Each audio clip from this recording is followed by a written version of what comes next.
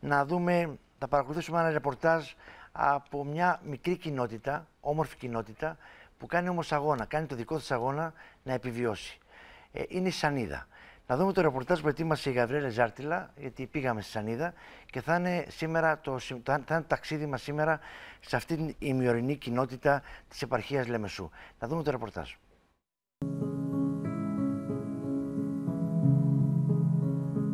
Η Σανίδα είναι ένα μικρό ημιορεινό χωριό 30 χιλιόμετρα περίπου στα ανατολικά της επαρχίας Λεμεσού. Σήμερα έχει 55 μόλις κατοίκους. Παλεύει με νύχια και με δόντια να κρατηθεί στην παράδοσή του.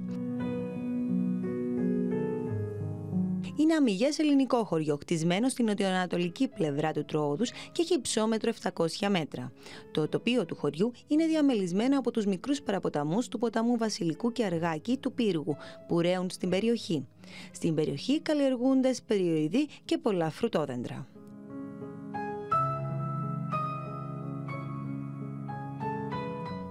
Ντόπια παράδοση που την αναφέρει και ο νέαρχος Κληρίδης θέλει την ονομασία του χωριού να έχει προέλθει από το γεγονός ότι κάποτε το χωριό ήταν φημισμένο για την κατασκευή σανίδων που χρησιμοποιούνται για την κατασκευή ψωμιών. Στο παρελθόν, οι κάτοικοι του χωριού ασχολούνταν με την υλοτομία, με πριόνια που επεξεργάζονταν τα ξύλα από τα πεύκα που έκοβαν από τα δάση του χωριού και τροφοδοτούσαν τη βιομηχανία.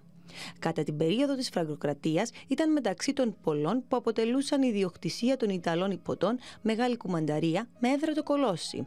Η Σανίδα πετρόχτιστη διατηρεί σε αρκετά μεγάλο βαθμό στοιχεία της παραδοσιακής τοπικής λαϊκής αρχιτεκτονικής. Από τη Σανίδα κατάγεται και ο ποιητής Παύλος Μεράνος.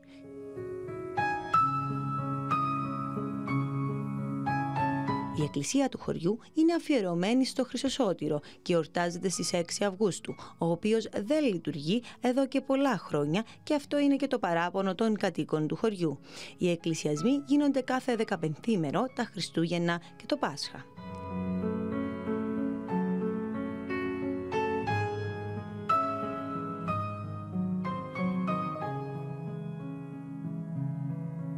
Οι λιγοστοί κατοίκοι του βρίσκονται καθημερινά αντιμέτωποι με τεράστιες δυσκολίες που δυσχεραίνουν ακόμη περισσότερο την ευημερία τους και οι οποίες οφείλονται κυρίως στην έλλειψη υποδομών και στοιχειώδων δημόσιων υπηρεσιών. Η Σανίδα είναι ίσως το μοναδικό χωριό που, αν και με μόλις 55 κατοίκους, 20 από αυτούς είναι νέοι, οι οποίοι καθημερινά πηγαινοέρχονται στην πόλη αρνούμενοι να εγκαταλείψουν το χωριό όπου μεγάλωσαν. Ποια είναι, νομίζεις εσύ, τα προβλήματα που αντιμετωπίζει ένας νέος στη Σανίδα? Βασικά είμαστε εδώ στο χωριό, δεν έχουμε κάπου να πάμε, αναγκαζόμαστε να πηγαίνουμε στη Λεμεσό και θέλουμε να κάνουμε κάτι στο χωριό για να μην ασκούμε παραπάνω στο χωριό μας. Το να βρίσκεσαι στη Σανίδα νομίζεις είναι ένα προτέρημα για σένα σήμερα? Βεβαίως, είναι προτέρημα να βρίσκομαι στη Σανίδα. Θεωρώ ότι είναι ένας ιδανικός τόπος για να κατοικήσει κάποιος. Όμως, λόγω του ότι δεν υπάρχουν τα απαραίτητα, δεν μπορεί να τα παρέχει για μόνιμη κατοίκηση. Αν όμως υπάρχει ένας χώρος για να βρίσκονται οι νέοι, ένα ιατρείο, μια αίθουσα πολλαπλών χρήσεων, θεωρώ ότι είναι ο ιδανικός χώρος. Θες να μένεις στη Σανίδα και το κάνεις πράξη, όμως η πολιτεία, θα το έλεγα εγώ, δεν σε βοηθάει. Τι είναι αυτό που θα ζητούσες? Θα ζητούσα μία αίθουσα για να μπορέσουμε να κάνουμε και εμείς το χώρο μας, επειδή δεν έχουμε και αναγκαζόμαστε να βρισκόμαστε στο δρόμο για να κάνουμε τις πρόβες για το χώρο. Αφού λένε χώρο, ο δάσκαλος είναι εδώ. Καλημέρα, και εγώ σαν δάσκαλος βασικά ξέρω ότι τα χωριά είναι η πηγή ζωής για την Κύπρο. Όταν βγεις έξω προς το ύπαιθρο και δεις αυτή την ομορφιά, τότε δεν έχεις άλλη επιλογή που να βρεις τον τρόπο να βοηθήσεις. Οι νέοι είναι εδώ. Δουλειά της πολιτείας είναι να τους βοηθήσει να παραμείνουν στα χωριά.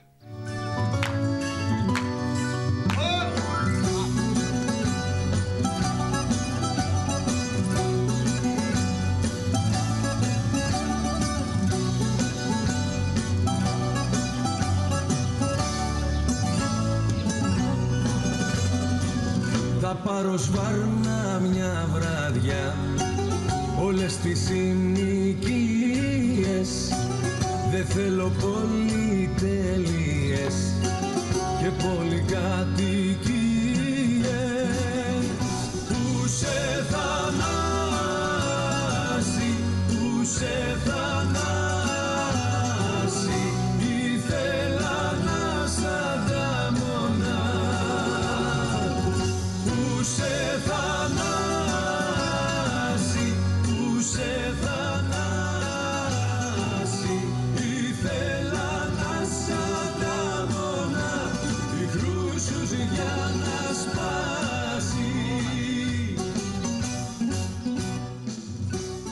Λοιπόν, εγώ θέλω να ξεκινήσουμε την κουβέντα μας και να σταθώ σε μια κουβέντα της φίλης μας που δήλωσε στη Γαβριέλα ότι είναι πλεονέκτημα για μένα που ζω στη Σανίδα και τι θέλω, τόσα πολλά πράγματα θέλω, μια αίθουσα για να χορεύω, για να μην είμαι έξω. Λοιπόν, αν η πολιτεία αυτή δεν μπορεί να φτιάξει μια αίθουσα για τα παιδιά αυτά, τότε είναι ανάξια ακόμα και για συζήτηση. Και όταν μιλάμε για πολιτεία, βέβαια εννοούμε όλους τους φορείς, τους συντεταγμένους. Λοιπόν, πάμε εδώ στην κουβέντα μας να δούμε τα της Σανίδας. Γιάννα Παπαπέτρου, εκδότρια του Round and Round. Γεια σου, Γιάννα μου. Γεια σας. Πολύ δυνατή επιλογή και έχει λόγο και θέλω να το κουβεντιάσουμε γιατί είναι δυνατή. Και ο κοινοτάρχης της Σανίδας, ο Κώστας ο Χριστοφή. Κοινοτάρχη μου, καλώς ήρθες. Ευχαριστώ. Λοιπόν, είναι μια ημιορεινή κοινότητα, επαρχία Λευκωσίας, επαρχία Λεμεσού, όχι μακριά από την πόλη, όμως λιγότερο γνωστή. Μια κοινότητα που προσπαθεί να επιβιώσει. Μια κοινότητα που κάνει μάχη, που δίνει μάχη με τον χρόνο για να κρατηθεί. Πες μου λίγα λόγια τώρα. Γιατί είναι εκτός του χάρτη των σύγχρονων κοινοτήτων, ας πούμε? Καταρχήν, κυρία Δημητρόπουλε, να σε ευχαριστήσω για την εδώ Εγώ σας ευχαριστώ, είναι τιμή μας. παρουσία μου και για την προβολή της κοινότητας μας. Γιατί θέλω να ευχαριστήσω την Τζοάννα, την Γαβριέλα, τον κάμεραμαν, τον κύριο Κώστα. Κάνε εξαιρετική δουλειά τα παιδιά. Βεβαίως, διότι ανταποκρίθηκα στο κάλεσμα τους νέους. Οι νέοι επικοινωνήσαν με την Τζοάννα και ήρθαμε σε την επαφή για να κάνουμε αυτό που βλέπουμε σήμερα. Εκείνο που έχω να πω, εμείς με την ανάπτυξη των καθηκόντων μας το 2012, η κοινότητα ήταν πάρα πολύ παραμελημένη. Και ο λόγος που ήταν παραμελημένη είναι διότι ίσως οι προκάτοχοι μου, λόγω και ήταν γερασμένοι. Δεν είχαν τα μέσα που μπορούσαν είτε να επικοινωνήσουν, είτε να απαιτήσουν κάτι. Και εμένα μόνο ό,τι τους έκανε η επαρχιακή διοίκηση λειτουργεί, ό,τι έβλεπα. Πάρτε και εσείς κάτι, ας πούμε, τώρα εκεί να επιβιώσετε. Μάλιστα. Εμείς με την ανάληψη των καθηκόντων μας βάλαμε 5 πράγματα στόχο. Ο πρώτος στόχος ήταν να αναδείξουμε την κοινότητα. Δημιουργήσαμε πάρκων, είχαμε σοβαρό πρόβλημα με τη διαδοπρομήθεια. Πρώτος στόχος ήταν η διαδοπρομήθεια, ότι είχαμε ένα σοβαρό πρόβλημα το οποίο δεν το έβλεπα. Δηλαδή, έτσι, βελτιωτικά να σας πω ότι υπήρχε μια γεώτρηση η οποία απόδιδε 2 κυβικά μέτρα την ώρα και πληρώναμε περίπου 600 ευρώ αναδημηνία ρεύμα. Και ενώ από την κοινότητα της Σανίδας ιδρεύονται όλες οι γειτονικές κοινότητες. Όλες οι κοινότητες ιδρεύονται αποκλειστικά από τη Σανίδα. Μετά από την παρέμβαση μου λόγω ότι εργάζομαι στο τμήμα πτύχους υδάτων εγώ, που έχει 35 χρόνια, ήβρα πάρα πολύ ανταπόκριση με το τμήμα υδάτων. Μέσα σε ένα χρόνο ολοκληρώσαμε το έργο. Και τώρα να καταλάβετε τη σημασία ότι το κόστος της κοινότητας είναι μόνο το μάξιμο 120 με 150 ευρώ τη διμηνέα ρεύμα. Διότι άλλοι μονάχοι μια τουρπία να εργάζεται 24 στο 24ωρο και να πει 2 κυβικά μέτρα, ενώ τώρα έχουμε 25 κυβικά. Και το πράγμα λύσαμε το... Άρα ήταν προτεραιότητα για να λυθεί ήταν αυτό. Προτεραιότητα. Η άλλη προτεραιότητα που θέλαμε στόχο είναι εξυγχρονίσαμε την κοινότητα, να κάναμε κοινοτικό συμβούλιο που δεν υπήρχε, γραφεία, το οποίο χρησιμοποιήσαμε έναν παλιό σχολείο. Κάναμε πεζοδρόμια, λαγόστρωτα, τέλος πάντων, κάναμε πολλά έργα. Αλλά εκείνο που λείπει από τη Σανίδα είναι κοινοτικά κτίρια. Που το 2012 που ξεκινήσαμε τη διαδικασία για την ανέργεια του κτίριο, έχουμε το 2016. Τα εμπόδια που αντιμετωπίσαμε ήταν τρομερά, γιατί ξεβράμε τον χώρο εμείς. Αγοράσαμε με έγκριση πάντα ό,τι κάναμε το με έγκριση επαρχιακής διοίκησης. Δεν έκαναμε κάτι που μόνοι μας. Προχωρήσαμε να κάνουμε έξοδα έτσι περιληπτικά πάνω από 100.000 ευρώ. Και έρχονται τώρα που ορίμασαν το έργο. Πήραμε και την πολεοδομική άδεια, αναμένουμε την άδεια οικοδομής. Το οποίο προβλέπω μπορεί να πάρει πάλι κανένα χρόνο, διότι η γραφειοκρατία στην Κύπρο είναι. Άρα θέλετε να κάνετε κάτι που να στεγαστεί εκεί, να στεγάσετε τα γραφεία. Εάν δεν κάνουμε κάτι, τους το υπογράφω, εάν δεν κάνουμε κάτι σύντομα, το οποίο να έρχεται το κόμμα πάνω στην κοινότητα και να βρει ένα χώρο να πάει. Έχουμε ξένους που έρχονται από την Αμερική, από την Αυστράλια, σαν τώρα το Πάσχα από την Αγγλία. Και δεν έχει ένα χώρο να πάνε να κάτσουν, να συνευρεθούν, να μιλήσουν. Να πιούν έναν καφέ. Έναν καφέ, μια γνωριμία. Τούτα πράγματα Αν πρέπει να το πω, δημόσια αποχωρητήρια. Αγαπητέ Κώστα, πόσα άτομα έχει Γράφω και τίποτε δεν γίνεται. Γράφεις, γραμμένος έχουνε. Όπως το λες. Ναι, πες μου λίγο Κώστα μου, πόσος κόσμος είναι εκεί πάνω? Το πλεονέκτημα που έχουμε είναι ότι είμαστε νέοι. Ναι. Δηλαδή από τους 55 κατοίκους έχουμε 20 με 25 νέους. Μάλιστα. Οι συνταξιούχοι μας μπορώ να σας πω αν είναι 10. Μάλιστα. Και οι υπόλοιποι είναι η ηλικία των 50. Αυτό είναι θαρρυντικό. Πολλά εθνικά. Εμένα μου άρεσε το ρεπορτάζ της Γαβριέλας γιατί η εικόνα αυτή με τα παιδιά που μιλούσε είναι θαρρυντικό, ένα μήνυμα αυτό, έτσι. Και σου λέει η κοπελιά είναι προελονέκτημα για μένα ότι ζω στη Σανίδα. Θέλετε να σας διαβάσω έναν απόσπασμα από κάτι. Και άνοιξε γραμμές, έχουμε γραμμές. Που γράφει τα παιδιά.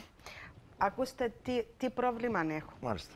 Πολλά προβλήματα παρουσιάζονται και στο χορευτικό συγκρότημα του χωριού μας που δυσκολευόμαστε να διοργανώσουμε τις χορευτικές μας εκδηλώσεις, αλλά και τις πρόβες του χορού που γίνονται μέσα στο δρόμο και ειδικά το χειμώνα όπου οι καιρικές συνθήκες που επικρατούν είναι αντίξωες. Σκεφτείτε. Ανδρέα μου, σκέφτομαι. Στην Ουγκάντα και έχουν χώρο, όχι εδώ πέρα που θέλουν να λέγονται και Ευρώπη. Και λέμε η Ήπεθρος και λέμε ότι θέλουμε να κρατήσουμε τα παιδιά μας πάνω και κοιτάξτε τι τους κάνουν. Δηλαδή... Εγώ θέλω από την εκπομπή αυτή να βρεθεί εθελοντής και είμαι σίγουρος θα βρεθεί που να φτιάξει ένα χώρο εκεί, εν πάση περιπτώσει, να το σκεπάσει για να γίνουν τουλάχιστον έτσι πρόβες μέχρι να γίνει μια μόνιμη λύση, μονιμότερη. Κύριε Μητρόπουλε, εμείς σαν Κοινοτικό Συμβούλιο προχωρήσαμε να αγοράσαμε τον χώρο, εξασφαλίσαμε τις άδειες. Και αν είναι δυνατό. Ένα σκέπαστρο να φτιάξουμε. Αν είναι δυνατό, μετά που καταλήξαμε και πήραμε και την πολεμική άδεια, και γράψαμε στην επαρχιακή διοίκηση και είπαμε τους θέλουμε να χρηματοδοθεί το έργο. Και αν είναι δυνατόν, θέλουμε μια απάντηση που λέει αναφέρομαι προς την Υπουργό Εσωτερικών Επιστολή σας, μηνομηνίας 15 Δευτέρου, η οποία αφορά την πιο πάνω θέμα και σας πληροφορώ ότι τροχιοδρομείται η αναθεώρηση της κτηριακής πολιτικής του κράτους. Εν ώψη των πιο πάνω, το αίτημα σας θα μπορούσε να επεξεργαστεί μετά την οριστικοποίηση της νέας πολιτικής που θα προκύψει. Όπως ήδη σας έχω αναφέρει και στην καταδικασία της ομιλίας. Και εντωμεταξύ δεν έχει αλλάξει η κτηριακή πολιτική κυβέρνηση.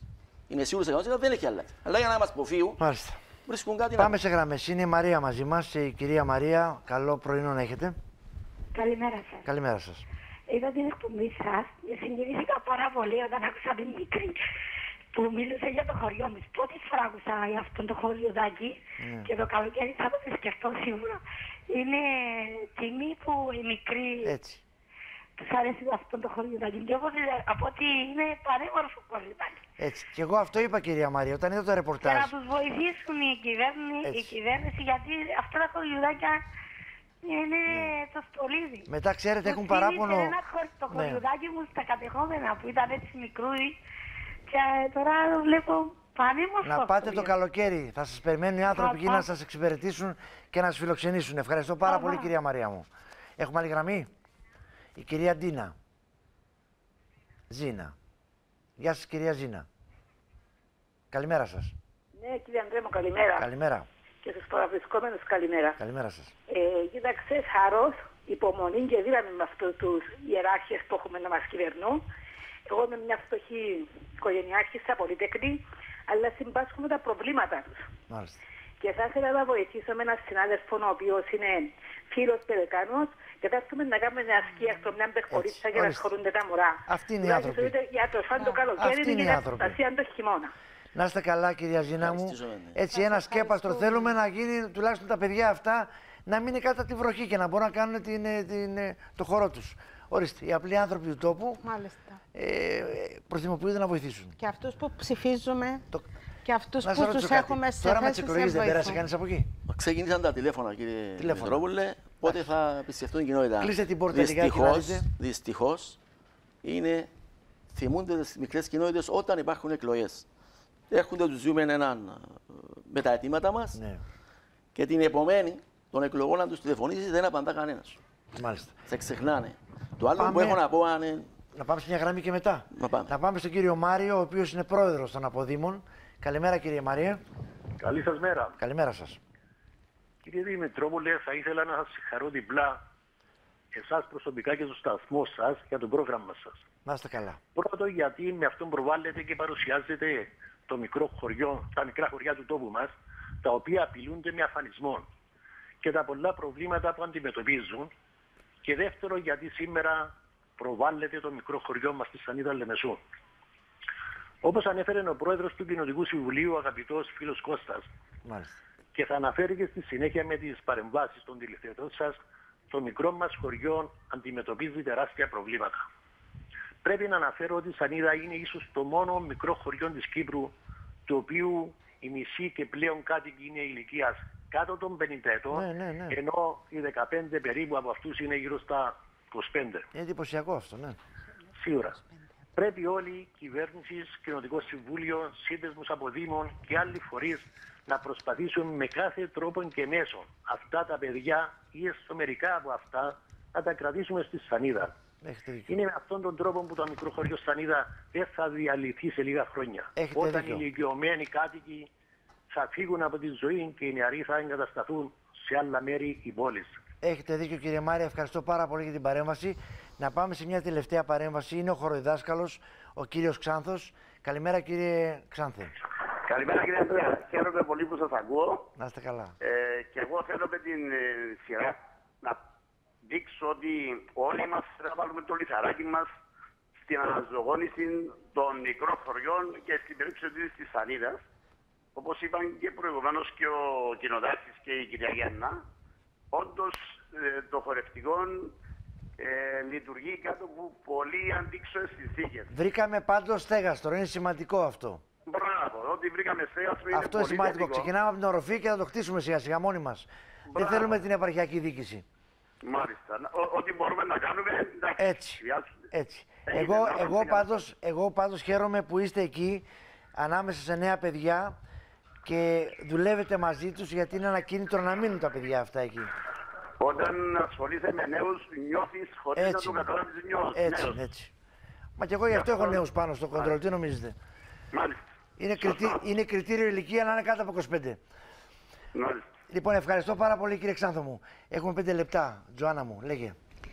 Τα παιδιά το μήνυμα που στέλνουν, και θέλω να το πω λες, είναι ότι θέλουμε να παραμείνουμε μόνιμοι κάτοικοι της Σανίδας. Άκου να δεις, βέβαια. Να φτιάξουμε τη ζωή μας, την οικογένεια μας, να δώσουμε και εμείς στην ανάπτυξη και την πρόοδο. Σας παρακαλώ, λένε τα παιδιά στο τέλος, μην μας διώχνετε από το χωριό μας. Κρατήστε μας. Και λέει ακόμα ένα. Είμαστε αρκετά περήφανοι για την καταγωγή μας. Δεν ζητούμε ελεημοσύνη, ζητούμε ίση μεταχείριση όπως τα άλλα τα χωριά. Μπράβο στα παιδιά αυτά. Μου συγκινήσατε την Τζοάννα μου τώρα. Ναι, πάρα πολύ συγκινούμε. Μπράβο στα παιδιά αυτά, πραγματικά. Έχω και εγώ έτσι την περίεργη να τα γνωρίσω. Φτάνει από την κοινότητα μας. Λοιπόν, ναι, φτάνω και από την και από εκεί φτάνεις. Είσαι παγκύπηρες εμπειρίες. Λοιπόν, έλα Κώστα μου, να το κλείσουμε. Έχουμε 3 λεπτά, παιδιά. 2. Εκείνο που έχω να πω και στους κυβερνώντες, να το πω έτσι διαφορετικά, τους καρεκλοκένταυρους, διότι προσκρούμε πάνω τους. Είμαστε μια μη κατεχόμενη πατρίδα. Πηγαίνουμε στα κατεχόμενα και κλαίμε για τα χωριά που διαλύσαν οι Τούρκοι και δεν μπορούμε να πάμε.